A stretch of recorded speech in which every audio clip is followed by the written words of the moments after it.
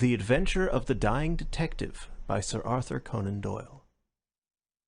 Mrs. Hudson, the landlady of Sherlock Holmes, was a long-suffering woman. Not only was her first-floor flat invaded at all hours by throngs of singular and often undesirable characters, but her remarkable lodger showed an eccentricity and irregularity in his life which must have sorely tried her patience. His incredible untidiness, his addiction to music at strange hours, his occasional revolver practice within doors, his weird and often malodorous scientific experiments, and the atmosphere of violence and danger which hung around him made him the very worst tenant in London. On the other hand, his payments were princely. I have no doubt that the house might have been purchased at the price which Holmes paid for his rooms during the years that I was with him. The landlady stood in the deepest awe of him, and never dared to interfere with him, however outrageous his proceedings might seem.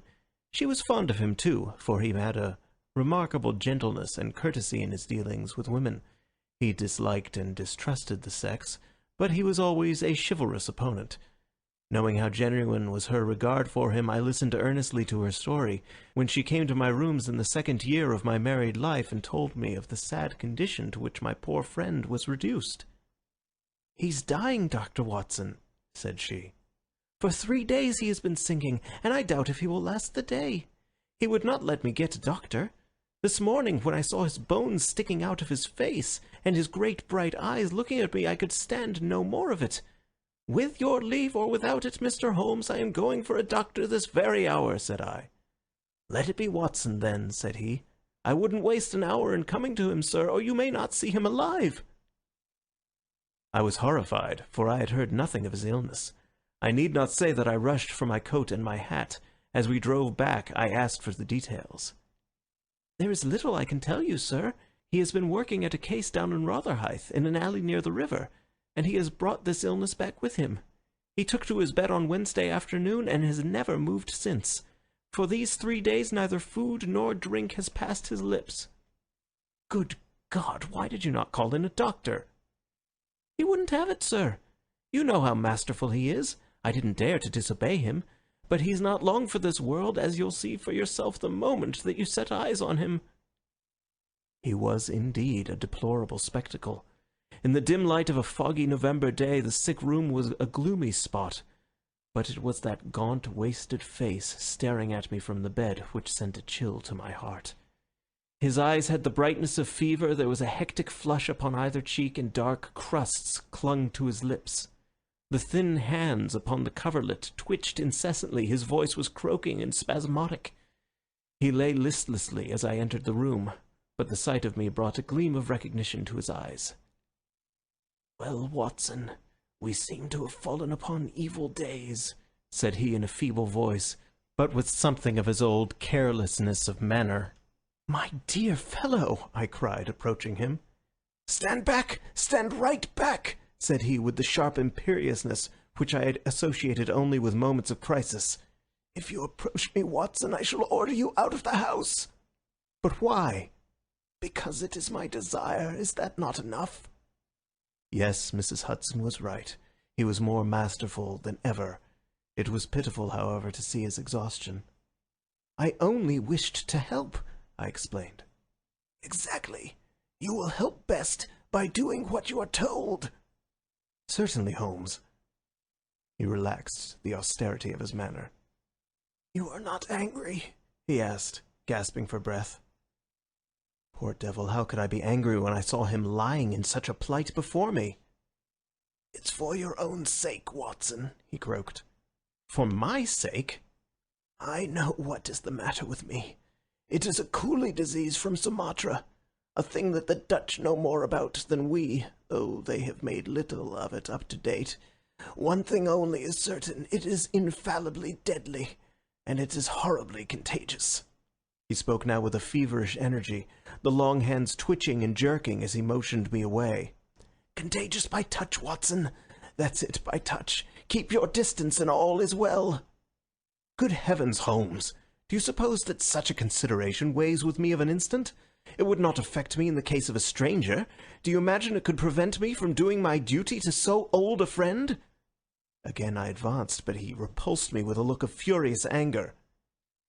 "If you will stand there, I will talk. If you do not, you must leave the room." I have so deep a respect for the extraordinary qualities of Holmes that I have always deferred to his wishes even when I least understood them.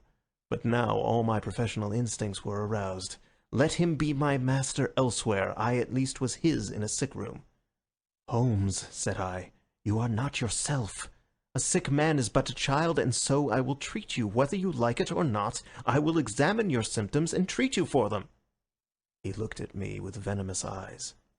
"If I am to have a doctor, whether I will or not, let me at least have someone in whom I have confidence," said he. "Then you have none in me?" "In your friendship, certainly. But facts are facts, Watson, and after all, you are only a general practitioner with very limited experience and mediocre qualifications. It is painful to have to say these things, but you leave me no choice." I was bitterly hurt. "Such a remark is unworthy of you, Holmes. It shows me very clearly the state of your own nerves. But if you have no confidence in me, I would not intrude my services. Let me bring Sir Jasper Meek, or Penrose Fisher, or any of the best men in London. But someone you must have, and that is final. If you think that I am going to stand here and see you die without either helping you myself or bringing anyone else to help you, then you have mistaken your man." "You mean well, Watson," said the sick man with something between a sob and a groan. "Shall I demonstrate your own ignorance? What do you know, pray, of Tapanuli fever? What do you know of the Black Formosa corruption?" "I have never heard of either." "There are many problems of disease, many strange pathological possibilities in the East, Watson." He paused after each sentence to collect his failing strength. "I have learned so much during some recent researches which have a medico-criminal aspect. It was in the course of them that I contracted this complaint. You can do nothing." "Possibly not. But I happen to know that Dr. Ainstree, the greatest living authority upon tropical disease, is now in London. All remonstrance is useless, Holmes. I am going this instant to fetch him." I turned resolutely to the door. Never have I had such a shock. In an instant, with a tiger spring, the dying man had intercepted me. I heard the sharp snap of a twisted key. The next moment he had staggered back to his bed, exhausted and panting after his one tremendous outflame of energy. "You won't take the key from me by force, Watson. I've got you, my friend. Here you are, and here you will stay until I will otherwise. But I'll humor you." All this in little gasps, with terrible struggles for breath between. "You've only my own good at heart. Of course, I know that very well. You shall have your way, but give me time to get my strength. Not now, Watson, not now. It's 4 o'clock. At 6, you can go." "This is insanity, Holmes." "Only 2 hours, Watson. I promise you will go at 6. Are you content to wait?" "I seem to have no choice." "None in the world, Watson. Thank you. I need no help in arranging the clothes. You will please keep your distance. Now, Watson, there is one other condition that I would make. You will seek help not from the man you mentioned, but from the one that I choose." "By all means." "The first 3 sensible words that you have uttered since you entered this room, Watson. You will find some books over there. I am somewhat exhausted. I wonder how a battery feels when it pours electricity into a non-conductor. At 6, Watson, we resume our conversation." But it was destined to be resumed long before that hour, and in circumstances which gave me a shock hardly second to that caused by his spring to the door. I had stood for some minutes looking at the silent figure in the bed. His face was almost covered by the clothes, and he appeared to be asleep. Then, unable to settle down to reading, I walked slowly round the room, examining the pictures of celebrated criminals with which every wall was adorned. Finally, in my aimless perambulation, I came to the mantelpiece. A litter of pipes, tobacco pouches, syringes, penknives, revolver cartridges, and other debris was scattered over it. In the midst of these was a small black and white ivory box with a sliding lid. It was a neat little thing, and I had reached out my hand to examine it more closely when... It was a dreadful cry that he gave, a yell which might have been heard down the street. My skin went cold and my hair bristled at that horrible scream. As I turned, I caught a glimpse of a convulsed face and frantic eyes. I stood paralyzed, with the little box in my hand. "Put it down! Down this instant, Watson! This instant, I say!" His head sank back upon the pillow, and he gave a deep sigh of relief as I replaced the box upon the mantelpiece. "I hate to have my things touched, Watson. You know that I hate it. You fidget me beyond endurance. You, a doctor, you are enough to drive a patient into an asylum. Sit down, man, and let me have my rest." The incident left a most unpleasant impression upon my mind. The violent and causeless excitement, followed by this brutality of speech so far removed from his usual suavity, showed me how deep was the disorganization of his mind. Of all ruins, that of a noble mind is the most deplorable. I sat in silent dejection until the stipulated time had passed. He seemed to have been watching the clock as well as I, for it was hardly 6 before he began to talk with the same feverish animation as before.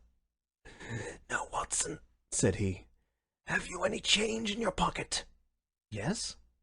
"Any silver?" "A good deal." "How many half-crowns?" "I have 5. "Too few, too few. How very unfortunate, Watson. However, such as they are, you can put them in your watch pocket, and all the rest of your money in your left trouser pocket. Thank you. It will balance you so much better like that." This was raving insanity. He shuddered, and again made a sound between a cough and a sob. "You will now like the gas, Watson, but you will be very careful that not for one instant shall it be more than half on. I implore you to be careful, Watson." "Thank you. That is excellent. No, you need not draw the blind. Now you will have the kindness to place some letters and papers upon this table within my reach. Thank you. Now, some of that litter from the mantelpiece. Excellent, Watson. There is a sugar-tongs there. Kindly raise that small ivory box with its assistance. Place it here among the papers. Good. You can now go and fetch Mr. Culverton Smith of 13 Lower Burke Street." To tell the truth, my desire to fetch a doctor had somewhat weakened, for poor Holmes was so obviously delirious that it seemed dangerous to leave him. However, he was as eager now to consult the person named as he had been obstinate in refusing. "I have never heard the name," said I. "Possibly not, my good Watson. It may surprise you to know that the man upon earth who is best versed in this disease is not a medical man, but a planter. Mr. Culverton Smith is a well-known resident of Sumatra, now visiting London. An outbreak of the disease upon his plantation, which was distant from medical aid, caused him to study it himself with some rather far-reaching consequences. He is a very methodical person, and I did not desire you to start before 6, because I was well aware that you would not find him in his study. If you could persuade him to come here and give us the benefit of his unique experience of this disease, the investigation of which has been his dearest hobby, I cannot doubt that he could help me." I gave Holmes's remarks as a consecutive whole, and will not attempt to indicate how they were interrupted by gaspings for breath, and those clutchings of his hands which indicated the pain from which he was suffering. His appearance had changed for the worse during the few hours that I had been with him. Those hectic spots were more pronounced, the eyes shone more brightly out of darker hollows, and a cold sweat glimmered upon his brow. He still retained, however, the jaunty gallantry of his speech. To the last gasp he would always be the master. "You will tell him exactly how you have left me," said he. "You will convey the very impression which is in your own mind, a dying man, a dying and delirious man. Indeed, I cannot think why the whole bed of the ocean is not one solid mass of oysters, so prolific the creatures seem. I am wondering. Strange how the brain controls the brain. What was I saying, Watson?" "My directions from Mr. Culverton Smith." "Ah, yes, I remember. My life depends on it. Plead with him, Watson. There was no good feeling between us. His nephew, Watson. I had suspicions of foul play, and I allowed him to see it. The boy died horribly. He has a grudge against me. You will soften him, Watson. Beg him, Pray him, get him here, by any means. He can save me, only he." "I will bring him in a cab if I have to carry him down to it." "You will do nothing of the sort. You will persuade him to come, and then you will return in front of him. Make any excuse so as not to come with him. Don't forget, Watson. You won't fail me. You never did fail me. No doubt there are natural enemies which limit the increase of the creatures. You and I, Watson, we have done our part. Shall the world then be overrun by oysters? No, no, horrible. You'll convey all that is in your mind." I left him full of the image of this magnificent intellect, babbling like a foolish child. He had handed me the key, and with a happy thought I took it with me lest he should lock himself in. Mrs. Hudson was waiting, trembling and weeping, in the passage. Behind me, as I passed from the flat, I heard Holmes's high, thin voice in some delirious chant. Below, as I stood whistling for a cab, a man came on me through the fog. "How is Mr. Holmes, sir?" he asked. It was an old acquaintance, Inspector Morton of Scotland Yard, dressed in unofficial tweeds. "He is very ill," I answered. He looked at me in a most singular fashion. Had it not been too fiendish, I could have imagined that the gleam of the fanlight showed exultation in his face. "I heard some rumour of it," said he. The cab had driven up, and I left him. Lower Burke Street proved to be a line of fine houses lying in the vague borderland between Notting Hill and Kensington. The particular one at which my cabman pulled up had an air of smug and demure respectability in its old-fashioned iron railings, its massive folding door, and its shining brasswork. All was in keeping with a solemn butler who appeared framed in the pink radiance of a tinted electrical light behind him. "Yes, Mr. Culverton Smith is in. Dr. Watson.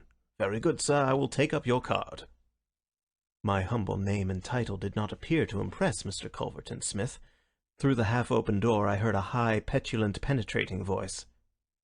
"Who is this person? What does he want? Dear me, Staples, how often have I said that I am not to be disturbed in my hours of study?" There came a gentle flow of soothing explanation from the butler. "Well, I won't see him, Staples. I can't have my work interrupted like this. I am not at home. Say so. Tell him to come in the morning if he really must see me." Again the gentle murmur. Well, give him that message. He can come in the morning or he can stay away. My work must not be hindered." I thought of Holmes tossing upon his bed of sickness, and counting the minutes, perhaps, until I could bring help to him. It was not a time to stand upon ceremony. His life depended upon my promptness.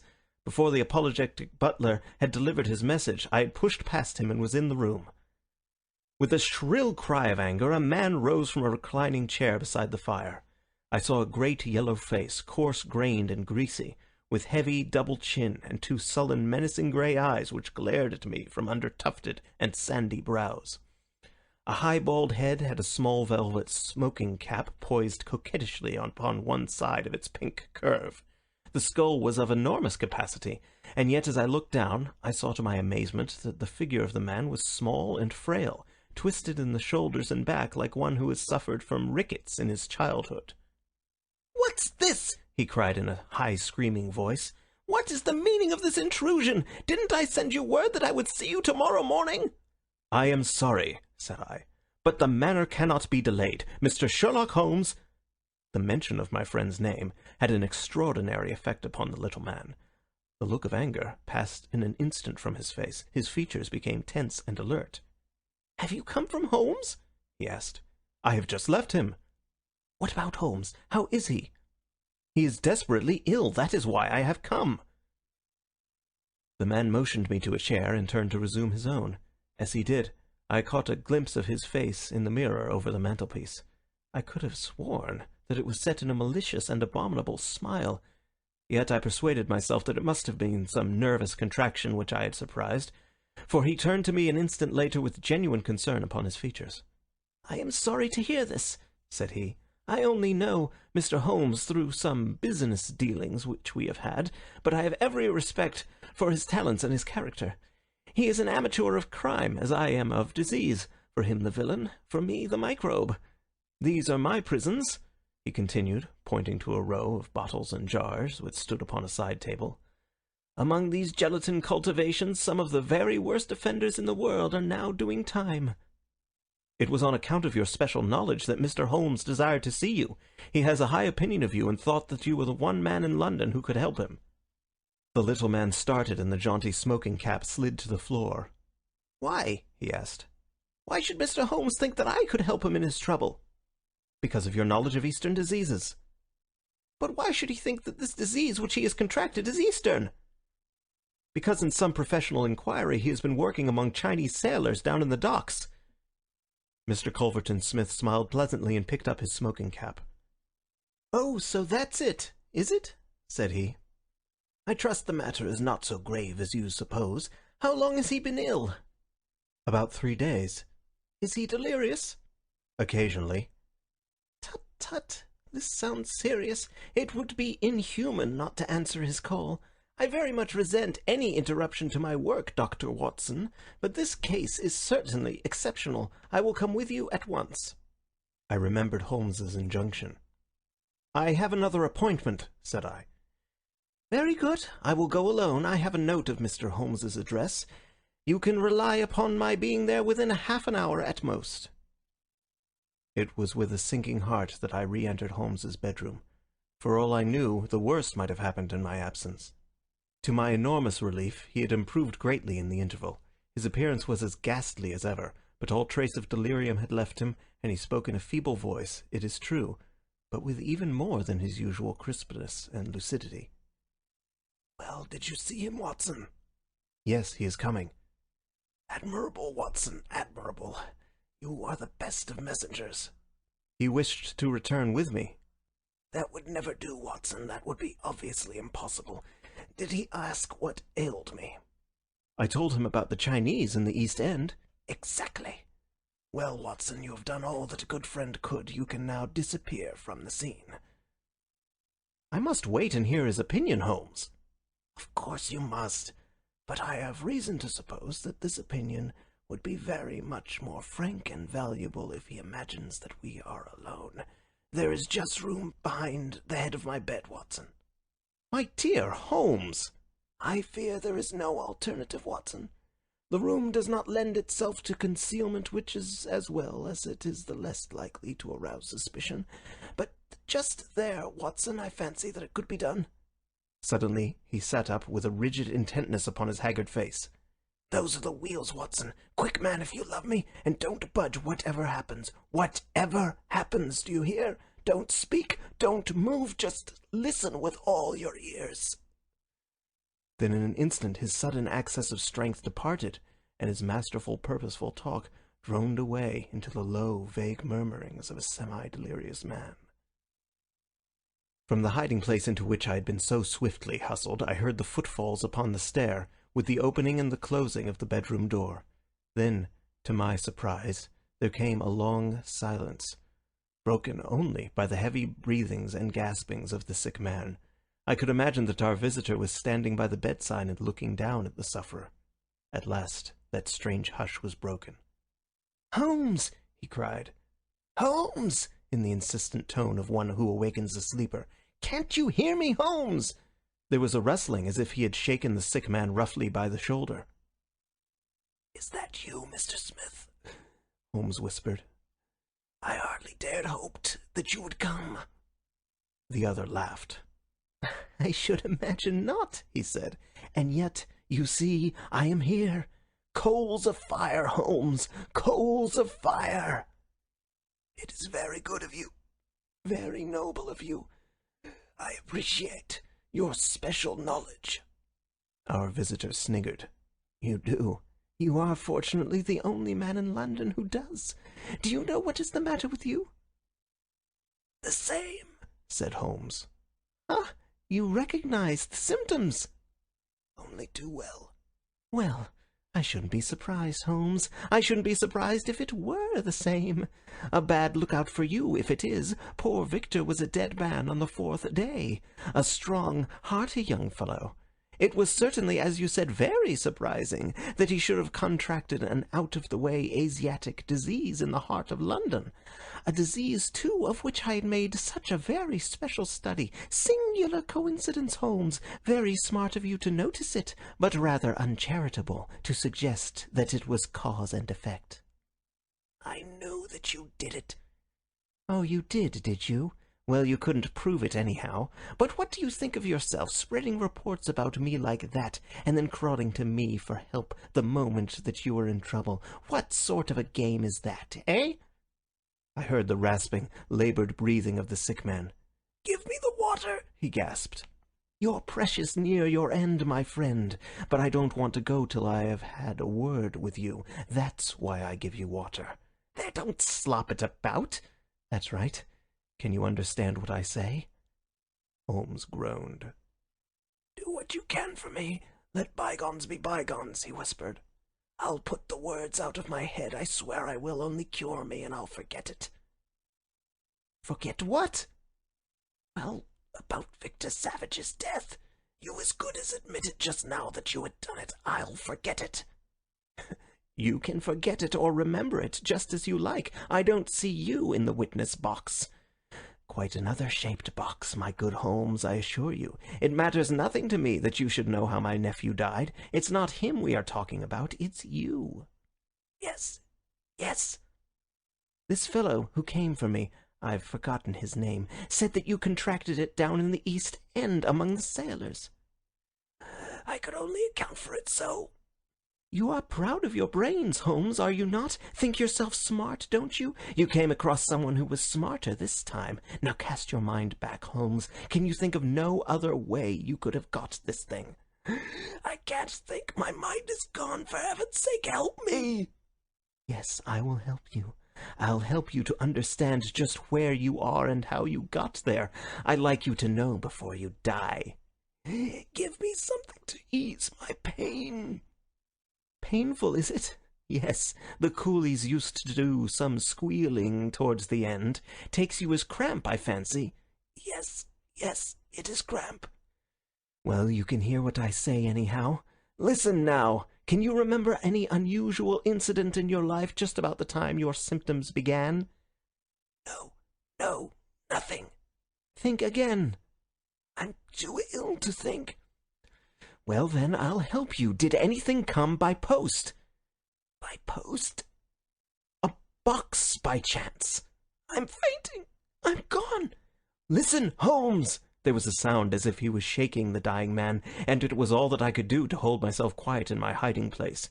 You must hear me. You shall hear me. Do you remember a box, an ivory box? It came on Wednesday. You opened it. Do you remember?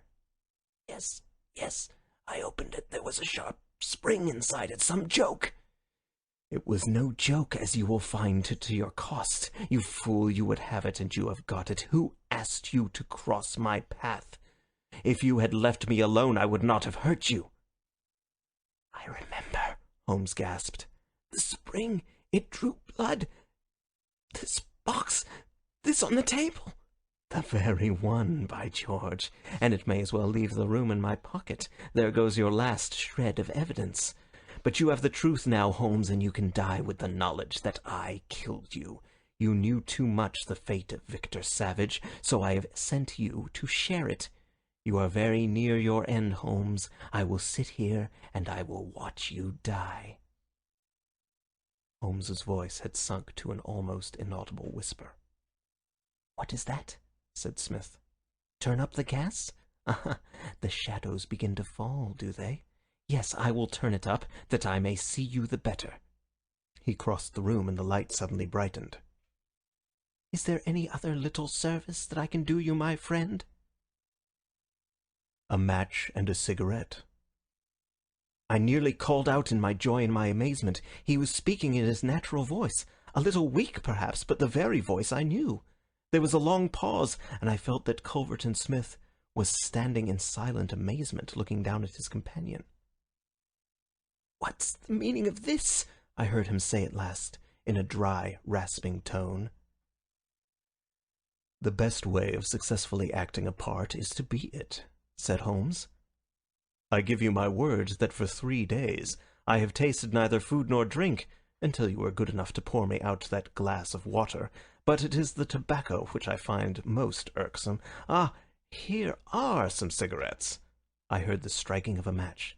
That is very much better. Hello, hello! Do I hear the step of a friend? There were footfalls outside, the door opened, and Inspector Morton appeared. All is order, and this is your man, said Holmes. The officer gave the usual cautions. I arrest you on the charge of the murder of one Victor Savage, he concluded. And you might add the attempted murder of one Sherlock Holmes, remarked my friend with a chuckle. To save an invalid trouble, Inspector, Mr. Culverton Smith was good enough to give our signal by turning up the gas. By the way, the prisoner has a small box in the right-hand pocket of his coat, which it would be as well to remove. Thank you. I would handle it gingerly if I were you. Put it down here. It may play its part in the trial. There was a sudden rush and a scuffle, followed by the clash of iron and a cry of pain. You'll only get yourself hurt, said the inspector. Stand still, will you? There was the click of the closing handcuffs. A nice trap, cried the high, snarling voice. It will bring you into the dock, Holmes, not me. He asked me to come here to cure him. I was sorry for him, and I came. Now he will pretend, no doubt, that I have said anything which he may invent which will corroborate his insane suspicions. You can lie as you like, Holmes. My word is always as good as yours. Good heavens, cried Holmes. I had totally forgotten him. My dear Watson, I owe you 1,000 apologies. To think that I should have overlooked you. I need not introduce you to Mr. Culverton Smith, since I understand that you met somewhat earlier in the evening. Have you the cab below? I will follow you when I am dressed, for I may be of some use at the station. I never needed it more, said Holmes, as he refreshed himself with a glass of claret and some biscuits in the intervals of his toilet. However, as you know, my habits are irregular, and such a feat means less to me than to most men. It was very essential that I should impress Mrs. Hudson with the reality of my condition, since she was to convey it to you, and you in turn to him. You won't be offended, Watson. You will realize that among your many talents dissimulation finds no place, and that if you had shared my secret, you would never have been able to impress Smith with the urgent necessity of his presence, which was the vital point of the whole scheme. Knowing his vindictive nature, I was perfectly certain that he would come to look upon his handiwork. But your appearance, Holmes, your ghastly face. 3 days of absolute fast does not improve one's beauty, Watson. For the rest, there is nothing which a sponge may not cure. With Vaseline upon one's forehead, belladonna in one's eyes, rouge over the cheekbones, and crusts of beeswax round one's lips, a very satisfying effect can be produced. Malingering is a subject upon which I have sometimes thought of writing a monograph. A little occasional talk about half-crowns, oysters, or any other extraneous subject produces a pleasing effect of delirium. But why would you not let me near you, since there was in truth no infection? Can you ask, my dear Watson? Do you imagine that I have no respect for your medical talents? Could I fancy that your astute judgment would pass a dying man who, however weak, had no rise of pulse or temperature? At 4 yards I could deceive you. If I failed to do so, who would bring my Smith within my grasp? No, Watson, I would not touch that box. You can just see if you look at it sideways where the sharp spring like a viper's tooth emerges as you open it. I dare say it was by some such device that poor Savage, who stood between this monster and a reversion, was done to death. My correspondence, however, is, as you know, a varied one, and I am somewhat upon my guard against any packages which reach me. It was clear to me, however, that by pretending that he had really succeeded in his design, I might surprise a confession. That pretense I have carried out with the thoroughness of the true artist. Thank you, Watson. You must help me on with my coat. When we have finished at the police station, I think that something nutritious at Simpson's would not be out of place.